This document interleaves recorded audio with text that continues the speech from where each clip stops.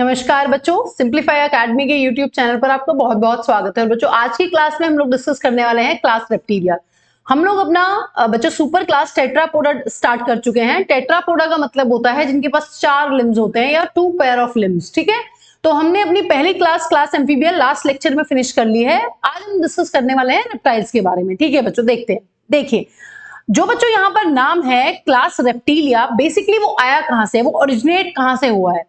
Actually बच्चों एक Latin word होता है जो होता है अपना रैपरे, या फिर एक लैटिन वर्ड होता है रैप्टम। रैपरे और जो रैप्टम वर्ड है वहीं से ओरिजिनेट हुआ है बच्चों बेसिकली रेप्टिलिया। ठीक है, यहां पर रेप्टम और रैपरे जो वर्ड है बच्चों उसका मतलब होता है या तो क्रॉल करना या फिर क्रीप करना। क्रीपिंग एंड क्रॉलिंग का क्या मतलब होता है बच्चों? क्रॉल एंड क्रीप का मतलब होता है रेंगना। तो यहां पर सारे के सारे जो एनिमल्स आते हैं क्लास रेप्टिलिया के अंडर, वो सारे रेंगने वाले एनिमल्स हैं। रेंग रेंग कर चलते हैं। आपने देखा है इस तरीके से छिपकली दीवार पर किस तरीके से रेंगती है ना। स्नेक को देखा है आपने, क्रोकोडाइल को देखा है। ये सारे के सारे रेंग कर चलने वाले एनिमल्स हैं, क्रॉल कर कर चलने वाले एनिमल्स हैं। तो बच्चों यहां पर जो नाम है वो इसीलिए है because these animals have creeping and crawling mode of locomotion. Creeping or crawling mode of locomotion, most important feature, most important mode of locomotion.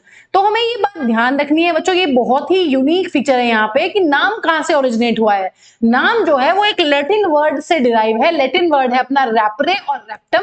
इन दोनों ही वर्ड्स का मतलब होता है क्रॉल करना या फिर क्रीप करना या फिर रेंगना।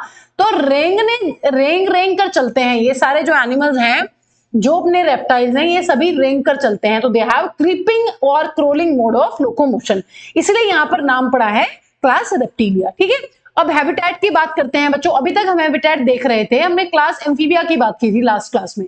एम्फीबियंस जो होते हैं दे आर, उनके पास डुअल लाइफ होती है। वो एक्वाटिक भी हो सकते हैं, वो टेरेस्ट्रियल भी हो सकते हैं। अगर कोई एम्फीबियन टेरेस्ट्रियल है, हल्का फुल्का लैंड पर रहता है, तो हमने ये देखा था कि उसको सेक्सुअल रिप्रोडक्शन करने के लिए पानी में जाना पड़ता है, क्योंकि एम्फीबियंस के अंदर जो फर्टिलाइजेशन होती है बच्चों वो एक्सटर्नल होती है, पानी के अंदर होती है। तो वहां पर पानी की एक बहुत बड़ी रिक्वायरमेंट थी। लेकिन बच्चों अगर हम रेप्टाइल्स की बात करते हैं तो रेप्टाइल्स जो होते हैं they are mostly terrestrial. Reptiles को पानी की बिल्कुल भी जरूरत नहीं है सेक्सुअल रिप्रोडक्शन को कंडक्ट करने के लिए। यहां पर जो अपना फर्टिलाइजेशन है बच्चों वो फीमेल की बॉडी के अंदर होता है। ठीक है, इंटरनल फर्टिलाइजेशन होता है। तो यहां पर यह भी बोला जाता है बच्चों reptiles are first true land vertebrates. Reptiles are first true land vertebrates because they do not need water for fertilization. They do not need water for fertilization। यहां पर जो फर्टिलाइजेशन है वो होगा फीमेल की बॉडी के अंदर। ठीक है, तो कैसा फर्टिलाइजेशन है बच्चों? यहां पर जो फर्टिलाइजेशन होगा वो होगा अपना इंटरनल फर्टिलाइजेशन। एम्फीबियंस की तरह यहां पर एक्सटर्नल फर्टिलाइजेशन नहीं देखने के लिए मिलेगा, या पानी के अंदर नहीं होगा फर्टिलाइजेशन। तो हमें यह पता है कि अगर कोई रेप्टाइल है वो अपनी पूरी की पूरी जिंदगी लैंड पर बिता सकता है, उसको पानी में जाने की जरूरत नहीं है। भले ही कई बार आपने देखा है कि रेप्टाइल्स भी पानी के अंदर जाते हैं। ठीक है, तो लेकिन यहां पर क्या है, यहां पर पानी की जरूरत नहीं है, इसलिए ये फर्स्ट ट्रू लैंड वर्टिब्रेट्स हैं और ज्यादातर इनकी लाइफ जो है वो लैंड पर ही गुजरती है। ठीक है, देखा है हमने बहुत सारे ऐसे मैम रेप्टाइल्स हैं, जैसे कि हम अगर टर्टल की बात करते हैं वो पानी में रहता है, इट्स ओके। ठीक है, पानी में रह सकते हैं, बट इनको फर्टिलाइजेशन के लिए कभी भी पानी की जरूरत नहीं होती है। एम्फीबियंस को जरूरत थी, वहां पर पानी की मोस्ट मेजर रिक्वायरमेंट थी, क्योंकि उनके एग्स और उनके स्पर्म्स ही पानी में रिलीज हो रहे थे। यहां पर ऐसी जरूरत नहीं है। ठीक है, चलिए अब बात कर लेते हैं फंडामेंटल फीचर्स की बच्चों। अगर फंडामेंटल कॉमन फीचर्स की बात करते हैं तो हम अभी तक पढ़ते आए हैं, हमने ये चीज कई बार डिस्कस कर ली है। अगर हम बात करते हैं कोल्ड ब्लडेड और वार्म ब्लडेड की, तो बच्चों वार्म ब्लडेड एनिमल्स जो हैं अपने पास दो ही हैं। वार्म ब्लडेड एनिमल्स की दो ही क्लासेस हैं अपने पास बच्चों। एक क्लास है क्लास एव्स जिसमें बर्ड्स आती हैं, और दूसरी क्लास है बच्चों अपनी क्लास मेमेलिया। मैमल्स और जो बर्ड्स होते हैं वो सारे के सारे होते हैं वार्म ब्लडेड। इनकी जो बॉडी की एनर्जी की रिक्वायरमेंट होती है टेम्परेचर को मेंटेन करने के लिए वो बहुत ज्यादा होती है। लेकिन बच्चों अगर हम बात करते हैं फिशेस की, अगर हम बात करते हैं एम्फीबियंस की, अगर हम बात करते हैं रेप्टाइल्स की, ये सारे के सारे जो एनिमल्स हैं ये कोल्ड ब्लडेड हैं, they do not need much energy to maintain their body temperature. और इन एनिमल्स को बच्चों हम पोइकिलोथर्मस एनिमल्स भी बोलते हैं, पोइकिलोथर्मस एनिमल्स। पोइकिलोथर्मस एनिमल्स वो एनिमल्स होते हैं which do not maintain their body temperature, उनका जरूरत नहीं है। इनकी बॉडी का टेम्परेचर वही होता है जो एनवायरमेंट का टेम्परेचर होता है, ठीक है। सिर्फ पूरे के पूरे अगर हम प्लांट किंगडम की बात करते हैं तो बर्ड्स और मैमल्स ही हैं वार्म ब्लडेड जो अपनी बॉडी का टेम्परेचर मेंटेन रखते हैं, लेकिन बाकी सभी के सभी लोअर एनिमल्स जो हैं इंक्लूडिंग रेप्टाइल्स आल्सो बच्चों दे आर कोल्ड ब्लडेड, ठीक है। अब हार्ट की बात कर लेते हैं। हमने पढ़ा है फिशेस के पास 2 चैम्बर्ड हार्ट होता है, एक एट्रियम एक वेंट्रिकल। अगर हमने बात करी है बच्चों यहाँ पर एम्फीबियंस की, एम्फीबियंस के पास भी 3 चैम्बर्ड हार्ट है। ऐसा ही हार्ट बच्चों हमें रेप्टाइल्स में देखने के लिए मिलता है, रेप्टाइल्स के पास भी होता है 3 चैम्बर्ड हार्ट। कौन कौन से चैम्बर्स है बच्चों?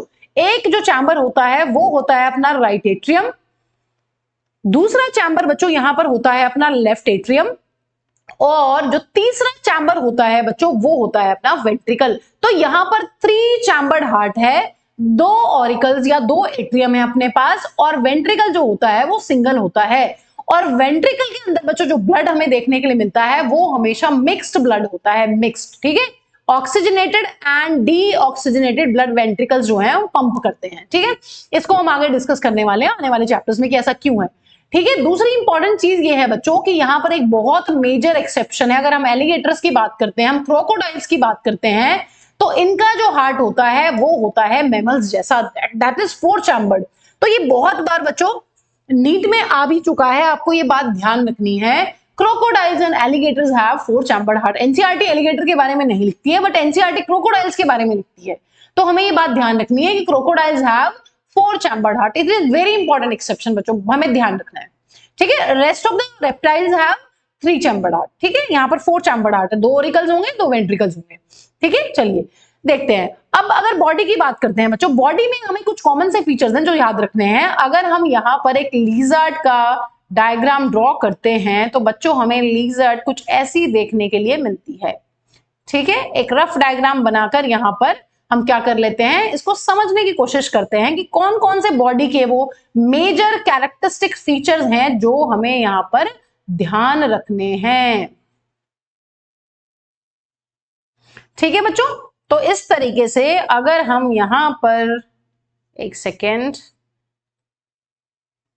अगर हम यहां पर एक लिजर्ड का डायग्राम ड्रॉ करते हैं बच्चों, तो हमें यहां पर 3-4 फीचर्स हैं जो रेप्टाइल के यहां पर क्लास रेप्टिलिया में बच्चों ध्यान रखने हैं। सबसे इंपॉर्टेंट चीज ये है बच्चों, यहां पर अगर हम बात करते हैं इनकी डिजिट्स की, अगर ये इसका 4 लिम्ब है बच्चों, तो यहां पर 1 2 3 4 5 हमें यहाँ पर 5 डिजिट्स देखने के लिए मिलती हैं, 5 डिजिट्स, और क्लॉज भी मिलते हैं बहुत बार, ठीक है, क्लॉज, ठीक है। तो हमें क्या ध्यान रखना है, यहाँ पर 5 डिजिट्स हैं। अब देखिए कौन कौन से बॉडी के फीचर्स हैं जो बहुत इंपॉर्टेंट है। पहला सबसे इंपॉर्टेंट फीचर है बच्चों इनकी स्किन। एम्फीबियंस की स्किन हमने देखा था कि मैम जो एम्फीबियंस की स्किन होती है वो होती है अपनी मॉइस्ट, क्योंकि वो स्किन की हेल्प से रेस्पिरेशन करते थे। लेकिन बच्चों यहां पर जो स्किन होती है वो होती है ड्राई एंड कॉर्निफाइड। ड्राई का मतलब है यहां पर कोई भी ग्लैंड देखने के लिए नहीं मिलेगी, क्योंकि इन्हें रेस्पिरेशन नहीं करना है अपनी स्किन से। एम्फीबियंस को रेस्पिरेशन करना होता था, इसलिए उनकी स्किन के ऊपर कोई भी स्केल भी नहीं थे बच्चों। Amphibians, the skin of amphibians was कैसी थी, मॉइस्ट एंड विदाउट स्केल्स। लेकिन अगर हम बात करते हैं रेप्टाइल्स की स्किन की, तो इसकी स्किन कैसी है बच्चों, ड्राई है, कोई भी ग्लैंड प्रेजेंट नहीं है, और कॉर्निफाइड है। कॉर्निफाइड का मतलब होता है बच्चों it is rich in keratin, और ये वाटर प्रूफ होती है, और केराटिन जो है इसको डेड बनाता है, ठीक है। कैसी लेयर है बच्चों, स्किन जो है वो डेड है, मतलब बेसिकली जो उसके कॉर्निफाइड एप्टीडर्मल जो स्केल्स और स्कूट्स होते हैं, अभी बता रही हूं मैं आपको, उनकी वजह से उसमें बहुत ज्यादा भर भर के केराटिन होता है। इसी वजह से ये जो होती है स्किन, ये होती है वाटर प्रूफ। तो अगर हम बात करते हैं ड्राई की, ड्राई का मतलब है विदाउट ग्लैंड्स, ठीक है, यहाँ पर मॉइस्ट नहीं है क्योंकि रेस्पिरेशन नहीं होगा। कॉर्निफाइड का मतलब होता है केराटिन में रिच। अब देखिए स्किन पर बच्चों यहाँ पर कुछ स्ट्रक्चर्स प्रेजेंट होते हैं, उनको हम लोग बोलते हैं या तो एपिडर्मल स्केल्स, या फिर किसी किसी की बॉडी में देखने के लिए मिलते हैं स्कूट्स। अगर हम बात करते हैं लिजर्ड्स और स्नेक्स की, तो वहां पर मिलेंगे स्केल्स। अगर हम बात करते हैं स्कूट्स की, क्रोकोडाइल, एलिगेटर, टर्टल, टॉर्टोइज, इनके अंदर हमें स्कूट्स देखने के लिए मिलते हैं। तो अगर यहाँ लीजर्ड की बात करते हैं तो लीजर्ड की बॉडी में इस तरीके से मिलने वाले हैं बच्चों हमें स्केल्स। ठीक है, स्केल क्यों है? स्केल इसको स्ट्रेंथ प्रोवाइड करते हैं, और ये जो स्केल है बच्चों ये किस चीज के बने हुए हैं? यहां पर जो स्केल प्रेजेंट होते हैं ये बने हुए हैं अपने किस चीज के बच्चों? केराटिन के। केराटिन में रिच होते हैं। तो यहां पर स्किन से रेस्पिरेशन नहीं करनी है, इसीलिए ड्राई एंड कॉर्निफाइड स्किन होती है। दूसरा इंपॉर्टेंट फीचर बच्चों ये है कि यहां पर भी हमें देखने के लिए मिलता है टिम्पैनम। टिम्पैनम, यहां दे do not have any external ear opening, यहां पर भी होता है टिम्पैनम, और टिम्पैनम ही बच्चों रिप्रेजेंट करता है ईयर को। यहां पर मैमल्स की तरह एक्सटर्नल पिन्ना नहीं है, ये पिन्ना जिसको हम एक्सटर्नल ईयर कहते हैं, this is the only property of mammals. ये सिर्फ और सिर्फ कैरेक्टरिस्टिक फीचर होता है किसका बच्चों? मैमल्स का। मैमल्स में हमें पिन्ना देखने के लिए मिलता है और हमें कहीं भी पिन्ना देखने के लिए नहीं मिलता है। तो यहां पर भी टिम्पैनम है, कोई एक्सटर्नल ईयर ओपनिंग नहीं है, ईयर ड्रम को ही ईयर बोलते हैं या टिम्पैनम को ही ईयर बोलते हैं। तीसरा इंपॉर्टेंट फीचर बच्चों जो यहां पर याद करना है वो है they have two pair of limbs, two pairs of limbs. हमें पता है कि मैम स्नेक्स के अंदर तो नहीं होते लिम्स, तो इसलिए यहां पर एनसीईआरटी में लिखा गया है मोस्टली या इफ प्रेजेंट। अगर होंगे लिम्स तो वो हमेशा कैसे होंगे? वो हमेशा होंगे दो पेयर। ठीक है, इनको क्या बोलते हैं बच्चों? जो फ्रंट में होते हैं इनको बोला जाता है फोर लिम। ठीक है, ये भी दो होने वाले हैं, और जो पीछे प्रेजेंट होते हैं इनको बोलते हैं हाइंड लिम। तो हमें यहाँ पर कौन कौन से इंपॉर्टेंट फीचर हैं बच्चों जो ध्यान रखने हैं? यहाँ पर हमें तीन इंपॉर्टेंट फीचर हैं जो बॉडी के रिस्पेक्ट में यहाँ पर ध्यान रखने हैं। स्किन कैसी है? Dry and cornified, rich in keratin. Epidermal scales मिलेंगे जो कि ओवरलैपिंग स्ट्रक्चर्स होते हैं, और स्कूट्स होते हैं बच्चों ऐसे स्ट्रक्चर्स। स्कूट्स कभी भी ओवरलैप नहीं करते हैं, इस तरीके से इंटैक्ट प्लेट की फॉर्म में ये प्रेजेंट होते हैं अलग अलग बॉडी के ऊपर, सरफेस के ऊपर। ठीक है, इस तरीके से दीज आर स्कूट्स। ठीक है, ये कहां पर देखने के लिए मिलेंगे? ये हमें देखने के लिए मिलते हैं क्रोकोडाइल्स, अगर हम बात करते हैं टॉर्टॉइस तो उनमें देखने के लिए मिलते हैं। ठीक है, और भी बहुत जगह मिलते हैं, बट फॉर एन एग्जाम्पल यहां पर स्केल्स कहां पर देखने के लिए मिलेंगे? स्केल्स हमें लिजर्ड्स की बॉडी पर भी देखने के लिए मिलते हैं, और स्नेक्स की बॉडी में भी हमें ये देखने के लिए मिलते हैं स्केल्स। ठीक है, टिम्पैनम ध्यान रखना है, इट रिप्रेजेंट एक्सटर्नल ईयर या फिर ईयर, सॉरी एक्सटर्नल ईयर नहीं, इट रिप्रेजेंट्स ईयर। और यहां पर तीसरी इंपॉर्टेंट चीज ध्यान रखनी है, if present limbs will always be two pairs. ठीक है, फोर लिम्स होंगे यहाँ पर। ठीक है, चलिए अब बच्चों कुछ पॉइंट्स यहां पर नोट कर लेते हैं। पहला इंपॉर्टेंट पॉइंट है skin of reptile is dry and cornified. Dry without glands, और कॉर्निफाइड का मतलब होता है रिच इन केराटिन। ठीक है, और क्या क्या प्रेजेंट है बच्चों? यहां पर हमें मोस्टली देखने के लिए मिलते हैं, कहीं पर होते हैं एपिडर्मल स्केल्स और कहीं पर होते हैं बच्चों स्कूट्स। देखिए यहां पर डायग्राम भी है बच्चों। ठीक है, एक बार इसको देख लेते हैं। ये देखिए, ये यहां पर इस तरीके से स्ट्रक्चर्स हैं बच्चों। ये क्या है? ये स्नेक के ऊपर इस तरीके से स्केल्स प्रेजेंट है, देखिए ओवरलैपिंग स्ट्रक्चर्स। और यहां पर देखिए बच्चों ये है स्कूट्स। स्कूट्स कैसे हैं? इस तरीके से प्लेट लाइक स्ट्रक्चर्स, देखिए अलग अलग। ठीक है, ये क्या है बच्चों? ये है क्रोकोडाइल या फिर किसी की बॉडी के ऊपर इस तरीके से अलग अलग जो स्ट्रक्चर्स प्रेजेंट है ये होते हैं अपने स्कूट्स। और इनमें केराटिन बहुत ज्यादा होता है बच्चों, ये बहुत टफ बनाते हैं, इसीलिए तो रेप्टाइल्स पानी से बाहर आ पाए। ये बहुत हाई हीट को भी झेल सकते थे क्योंकि इनकी बॉडी में वाटर लॉस नहीं होता था। ठीक है, यहाँ पर क्या है? यहाँ पर स्कूट्स प्रेजेंट है, केराटिन रिच लेयर प्रेजेंट है जो कि इसको वाटर प्रूफ बनाती है इसकी स्किन को। तो वाटर उड़ता भी नहीं था, वाटर बहुत इजीली इनकी बॉडी से इवेपोरेट नहीं होता था, तो सर्वाइवल इजी हो गया है यहाँ पर। ठीक है, दूसरा इंपॉर्टेंट पॉइंट है बच्चों tympanum represents year. Tympanum represents year. ठीक है, और दूसरा इंपॉर्टेंट पॉइंट क्या हो जाएगा बच्चों? यहां पर दे do not have external ear opening. They do not have external ear opening. ऐसा कोई ओपनिंग नहीं मिलेगा जैसे हमारे ईयर्स के अंदर होता है। ठीक है, और तीसरा इंपॉर्टेंट बच्चों पॉइंट है if present limbs will always be two pairs. If present limbs will be two pairs. ठीक है, या two pairs of limbs are present most of the time. ठीक है, ऐसे भी लिख सकते हैं आप। तो ये यहाँ पर हो गया इंपॉर्टेंट पॉइंट कुछ बॉडी के बारे में। ठीक है बच्चों, चलिए अब स्किन कास्ट की बात कर लेते हैं। देखिए जो स्किन कास्ट है बेसिकली क्या होता है बच्चों? हमें पता है लीजर्ड्स और स्नेक्स के ऊपर क्या होते हैं? लीजर्ड्स एंड स्नेक के ऊपर मिलते हैं हमें देखने के लिए स्केल्स। तो देखिए जब ये ग्रो करते हैं बच्चों लीजर्ड्स और जब स्नेक साइज में ग्रो करते हैं तो क्या करेंगे? ये स्केल्स किस चीज के बने हुए हैं, तो केराटिन के बने हुए हैं, तो डेड हैं, ये ग्रो नहीं करते हैं। तो मान लीजिए कोई छोटी लिजर्ड है पहले और उसको साइज में ग्रो कर रहा है, तो वो क्या करती है, वो अपने सारे के सारे स्केल्स को पहले शेड करती है in the form of skin cast, और फिर वो ग्रो करती है, फिर वो नए स्केल्स अपनी बॉडी के ऊपर लाती है, फिर उसको अगर और ग्रो करना है वो उस पूरी के पूरी लेयर को फिर शेड करती है, फिर नए स्केल्स रीजनरेट करती है। इसका मतलब ये है, ये बेसिकली एक मैकेनिज्म है। अगर किसी लिजर्ड को या किसी स्नेक को ग्रो करना है तो उनको अपने पुराने स्केल्स को पहले पूरा का पूरा शेड ऑफ करना होगा, क्योंकि जो ये स्केल्स होते हैं ये होते हैं डेड स्ट्रक्चर्स। अगर कोई लिजर्ड या स्नेक ग्रो कर रहा है तो स्केल्स ग्रो नहीं करते हैं, इसलिए इनको पूरा का पूरा इस तरीके से शेड करना होता है वन गो में। देखिए पूरा का पूरा ये स्नेक की ही शेप का होगा, ये है स्नेक कास्ट, स्नेक का स्किन कास्ट है बच्चों, और ये क्या है, ये एक लिजर्ड का स्किन कास्ट है। बेसिकली है क्या, स्केल्स है। क्यों रिमूव किया है, ताकि इनकी बॉडी और ज्यादा साइज में ग्रो हो सके, क्योंकि ये बने हुए हैं केराटिन के, जो स्केल्स होते हैं वो केराटिन के बने हुए हैं और वो डेड होते हैं, तो डेड चीजें तो ग्रो नहीं करती है, इसलिए क्या करना पड़ेगा, अपनी बॉडी के ऊपर से पूरा का पूरा कवच उतार के एक तरफ फेंकना पड़ेगा, फिर दोबारा से ग्रो करना पड़ेगा, ठीक है, तभी ये साइज में ग्रो कर सकते हैं। तो इसका मतलब हम यहां पर लिख सकते हैं, snakes and lizards shed their scales in the form of skin cast। तो स्किन कास्ट बेसिकली कुछ नहीं है, स्किन कास्ट इनकी बॉडी के ऊपर स्केल्स की एक पूरी की पूरी लेयर है जिसको ये रिमूव कर देते हैं, ठीक है। सभी में देखने के लिए नहीं मिलते हैं, बट स्नेक्स और लिजर्ड में हमें देखने के लिए मिलती है स्किन कास्ट, ठीक है। चलिए अब बात कर लेते हैं बच्चों रिप्रोडक्शन की। अगर रिप्रोडक्शन की बात करते हैं यहां पर, तो सेक्सेस यहां पर हैं सेपरेट।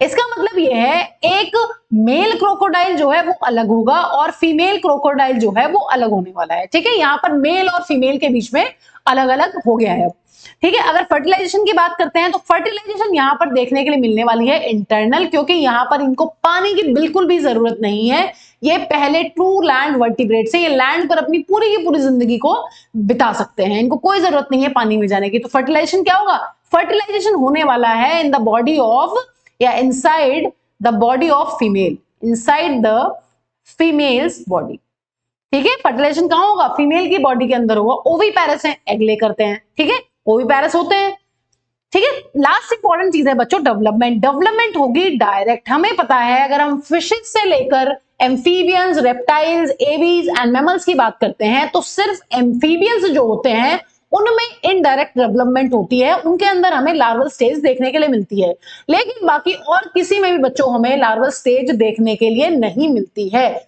सभी के अंदर होता है डायरेक्ट डेवलपमेंट। इसका मतलब यहां पर no larval stage is seen, no larval stage is seen, यहां पर कभी भी लार्वल स्टेज देखने के लिए नहीं मिलती है। तो ये कुछ इंपॉर्टेंट बातें हैं with respect to reproduction.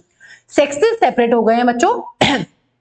Fertilisation जो होगा वो होगा फीमेल की बॉडी के अंदर, और फीमेल जो है वो एग्स ले करती है, एग होते हैं, ठीक है। और यहां पर जो डेवलपमेंट है वो होने वाला है अपना डायरेक्ट डेवलपमेंट, ठीक है। फीमेल जब भी एग्स ले करेगी बच्चों, वो फर्टिलाइज्ड एग्स ही होंगे, क्योंकि जो एग है वो फीमेल की बॉडी के अंदर है, और जो स्पर्म है रेप्टाइल वो फीमेल की बॉडी की, मेल जो है, मेल रेप्टाइल जो है वो अपने स्पर्म्स को फीमेल की बॉडी के अंदर इंजेक्ट कर रहा है। इसका मतलब जब भी यहां पर एग रिलीज होगा फीमेल की बॉडी से, वो होगा फर्टिलाइज्ड एग, ठीक है। फर्टिलाइज्ड एग से फिर धीरे धीरे एम्ब्रियो और जाइगोट और ये सब बनने वाला है, ठीक है। और इनके बच्चों एग की एक खास बात ये भी होती है कि यहाँ पर जो एग्स होते हैं वो बहुत थिक शेल्ड होते हैं, वो भी वो डिहाइड्रेशन को झेल सकते हैं। ये हम इवोल्यूशन वाले चैप्टर में पढ़ने वाले हैं क्लास 12th में। इसीलिए रेप्टाइल्स बच्चों बहुत ज्यादा इवॉल्व हुए हैं, क्योंकि इनके जो एग थे वो बड़े होते थे साइज में, और उनके ऊपर बहुत मोटी शेल होती थी, बहुत लंबे टाइम तक वो डिहाइड्रेशन को से बच जाते थे, है ना। पानी उनसे उड़ता नहीं था बहुत इजीली, डिहाइड्रेट नहीं होते थे। एम्फीबियंस के साथ ये प्रॉब्लम थी, एम्फीबियंस के जो एग होते हैं उनके ऊपर कोई बहुत मोटी शेल नहीं होती, वो बहुत जल्दी कमजोर, टूट के और इमेच्योरली मर जाते थे, ठीक है, डेड हो जाते थे। देखिए अब यहां पर एग्जांपल्स की बात कर लेते हैं बच्चों। Examples are very important. देखिए अगर पहले एग्जांपल की बात करते हैं, पहला जो एग्जांपल है वो है यहां पर चिलॉन। चिलॉन को बोला जाता है बच्चों, चिलॉन का कॉमन नेम होता है टर्टल। ऐसे ही बच्चों यहां पर जो दूसरा एग्जाम्पल है हमारे पास वो है टेस्ट्यूडो। टेस्ट्यूडो का जो कॉमन नेम होता है बच्चों वो होता है टॉर्टॉइस। देखिए कैसे याद करना है, इसमें बड़ा कंफ्यूजन होता है बच्चों। देखिए ये तो हमें पता है कि मैम जो अपना चिलॉन है, जो टर्टल है, इसके पास ये इस तरीके से जो स्ट्रक्चर्स प्रेजेंट हैं, इनको क्या बोलते हैं बच्चों? फ्लिपर्स। फ्लिपर्स ऑफ चिलॉन या फिर फ्लिपर्स ऑफ टर्टल इसको हेल्प करते हैं किस चीज में? स्विमिंग में। इसका मतलब जो चिलॉन है, जो टर्टल है, वो अपनी ज्यादातर जिंदगी कहां बिता रहा है? वो पानी के अंदर रहता है। लेकिन जो टेस्ट्यूडो है बच्चों, वो एक टेरेस्ट्रियल एनिमल है, वो लैंड पर रहता है। ज्यादातर अपनी जिंदगी कहां बिताता है? लैंड पर। पानी में भी जा सकता है बट लैंड पर रहता है ज्यादातर। अगर हम इनकी बॉडी को बहुत इजीली, बहुत अच्छे से ध्यान से ऑब्जर्व करें बच्चों, तो यहाँ पर देखिए ये क्या है? ये है स्कूट्स। इनकी बॉडी के ऊपर क्या देखने के लिए मिल रहे हैं बच्चों? ये है यहाँ पर बहुत अलग अलग टाइप के एपिडर्मल मॉडिफिकेशन, जिनको बोला जाता है स्कूट्स। यहाँ पर भी देखिए क्या है बच्चों? ये है इनकी बॉडी के ऊपर इस तरीके से स्कूट्स। ठीक है, स्कूट्स प्रेजेंट है यहाँ पर इनकी बॉडी के ऊपर। अब यहाँ पर एग्जाम्पल को कैसे याद किया जाए, ये इसी का डायग्राम है बच्चों। दिस इज चिलॉन एंड टर्टल पानी में। ठीक है, ये हैं बहुत बड़े बड़े इनके फ्लिपर्स। ठीक है, फ्लिपर्स किस चीज में हेल्प कर रहे हैं? स्विमिंग में हेल्प कर रहे हैं। देखिए एग्जाम्पल कैसे याद करना है कि मैम चिलॉन का क्या कॉमन नेम है और टेस्टुडो का क्या कॉमन नेम है। देखिए यहाँ पर आ रहा है EL, यहाँ पर आ रहा है LE। चिलॉन में क्या है? EL स्पेलिंग में, और यहां पर अगर हम बात करते हैं टर्टल की LE, तो बहुत इजीली याद हो जाएगा, चिलॉन टर्टल है। टेस्ट्यूडो में देखिए, टेस्ट्यूडो में आ रहा है ES और टॉर्टोइज में आ रहा है SE। तो ऐसे करके आप इसको बच्चों बहुत इजीली याद कर सकते हैं कि Chelon is turtle and Testudo is tortoise. Spelling में क्या है? वहां पर EL है, नीचे कॉमन नेम में LE है, ऊपर साइंटिफिक नेम में ES है टेस्ट्यूडो में, और वहां पर टॉर्टोइज में SE है। तो ऐसे करके आप इसको याद कर सकते हैं, आपको याद हो जाएगा ये। आई होप याद हो भी गया होगा। देखिए रेप्टाइल्स के अंदर आती हैं बच्चों बहुत सारी अपनी लिजर्ड्स। अगर बात करते हैं पहले इस लिजर्ड की, ये एनसीईआरटी में दिया हुआ है बच्चों, ये वाला डायग्राम। ठीक है, एक बार मेंशन कर देती हूँ क्योंकि जो एनसीईआरटी के डायग्राम जो आपको पता होनी चाहिए। This is given in NCERT and this is also given in NCERT. तो ये डायग्राम्स तो आपको बच्चों आने ही चाहिए। ठीक है, देखिए अगर हम पहले डायग्राम की बात करते हैं, ये और ये दोनों ऑर्गेनिजम्स जो हैं बच्चों अपने सेम है। एक मिनट, ये दोनों क्या है? ये दोनों सेम है, लेकिन ये एनसीईआरटी में दिया हुआ है, ये एनसीईआरटी में नहीं दिया हुआ है। देखिए यहाँ पर दोनों की खास बात क्या है? ये दोनों एक ही है। ये देखिए यहाँ पर टेल क्या है बच्चों? टेल यहाँ पर होती है कॉइल्ड। टेल कैसी है बच्चों? टेल यहाँ पर है कॉइल्ड। इनकी बॉडी में टेल होती है, head, trunk and tail, 3 parts में बॉडी डिवाइडेड है। तो यहाँ पर अगर हम देखते हैं तो यहाँ पर टेल जो है वो कॉइल्ड है। ठीक है, ये है बच्चों कैमिलियन। कैमिलियन, कैमिलियन क्या होती है बच्चों? कैमिलियन इज अपनी ट्री लिजर्ड। आप देख रहे हो ट्री पे रहती है, ट्री पर रह रही है। Tree lizard is chameleon. Chameleon is scientific name. ध्यान रखना है कैसे पहचानेंगे डायग्राम। इनकी जो टेल है वो कर्व्ड है। ठीक है, ये है बच्चों अपनी दूसरी लिजर्ड, जिसको बोलते हैं हम लोग हेमीडेक्टाइलस। हेमीडेक्टाइलस। आप देख सकते हैं इनके पास 5 डिजिट्स हैं बच्चों। यहां पर देखिए 1 2 3 4 5, 1 2 3 4 5। ठीक है, 5 डिजिट्स होती हैं। तो इसको आप ऐसे याद कर सकते हैं, ये है अपनी वॉल लिजर्ड। हेमीडेक्टाइलस को आप ऐसे याद कर सकते हैं, हेमी मतलब आधा। ऐसे याद कीजिए कि इनकी 5 जो है 5 इनके डिजिट्स हैं, और ये डिजिट्स आधी आधी कटी हुई हैं, और कटने के बाद ये ऐसे ऐसे दीवार पर चढ़ रही है ना। आपको पता है लिजर्ड्स क्या करती हैं? डिफेंस मैकेनिज्म होता है कि मैम ये अपनी पूंछ को काट देती हैं और पूंछ दोबारा से रीजनरेट हो जाती है। जो टेल है इसको लिजर्ड बहुत इजीली क्या करती हैं? कट ऑफ करके और भाग जाती हैं, एस्केप आउट हो जाती हैं। लेकिन आप इसको ऐसे याद कीजिए एग्जांपल में कि वॉल लिजर्ड जो है वो हेमीडेक्टाइलस है। हेमी मतलब आधी, आधी डिजिट्स है इसके पास, आधी डिजिट्स। पूंछ काटती है तो याद कर लीजिए हाथ काट लिए हैं। ठीक है, और दीवार पर चढ़ रही है। और तीसरा जो एग्जांपल है बच्चों, यहाँ पर तीसरा एग्जांपल है बच्चों, यहाँ पर कैलोटस या कैलोट्स। कैलोट्स क्या होती है? कैलोट्स होती है गार्डन लिजर्ड। इसको कैसे याद करेंगे? लोटस, लोटना है ना। गार्डन लिजर्ड को याद करेंगे कि ये गार्डन में लोटती है। गार्डन लिजर्ड क्या है? लोटना। गार्डन में क्या करते हैं आप लोग? गार्डन या पार्क में जाते हैं तो लेटते हैं ना वहां पर, है ना, रेस्ट करते हैं। तो ऐसे ही आप याद कर सकते हैं कैलोटस इज गार्डन लिजर्ड। इसका मतलब कैमिलियन ट्री लिजर्ड है, दिख रहा है यहाँ पर डायग्राम में भी, ट्री पर है ये। हेमीडेक्टाइलस जो है वो दीवारों पर चढ़ती है, घरों में मिलती है हमें, वॉल लिजर्ड है। और कैलोटस जो है बच्चों वो है अपनी गार्डन लिजर्ड। तो ये बात हमें ध्यान रखनी है। सारे एग्जांपल्स विद कॉमन नेम पता होने चाहिए बच्चों। कॉमन नेम पे बहुत क्वेश्चन आते हैं, मैच द फॉलोइंग भी आता है बहुत बार नीट में। तो ये बातें सारी ही याद रखने वाली है। ठीक है, अब बात कर लेते हैं बच्चों कुछ कॉमन नेम्स की। जैसे कि अगर हम बात करते हैं क्रोकोडाइल या एलिगेटर की, तो एनसीईआरटी में ये डायग्राम दिया हुआ है। ठीक है, ये एनसीईआरटी का डायग्राम है, तो ये भी आपको पहचानना आना चाहिए। ठीक है, ये देखिए यहाँ पर भी प्रेजेंट है बच्चों क्या? स्कूट्स। इनकी बॉडी के ऊपर भी इस तरीके से बहुत सारे स्कूट्स हमें देखने के लिए मिलने वाले हैं। लिम्स देख लीजिए, लिम्स है यहाँ पर 2 पेयर ऑफ लिम्स। ठीक है, देखिए अगर बात करते हैं क्रोकोडाइल की, क्रोकोडाइल का साइंटिफिक नेम होता है क्रोकोडाइलस। क्रोकोडाइल का जो साइंटिफिक नेम होता है वो होता है बच्चों क्रोकोडाइलस। ऐसे ही एलिगेटर का नाम तो बच्चों बहुत आसान है। एलिगेटर का साइंटिफिक नेम भी होता है एलिगेटर। ठीक है, दोनों की स्पेलिंग भी बिल्कुल सेम है, सब कुछ बिल्कुल सेम है। तो यहां पर एलिगेटर का कॉमन नेम होता है एलिगेटर। तो ये याद हो जाएंगे, बहुत आसान है। ठीक है, नेक्स्ट बच्चों ये देखते हैं स्नेक्स। यहां पर हमारी एनसीईआरटी ने दिए हुए हैं कुछ पॉइजनस स्नेक्स।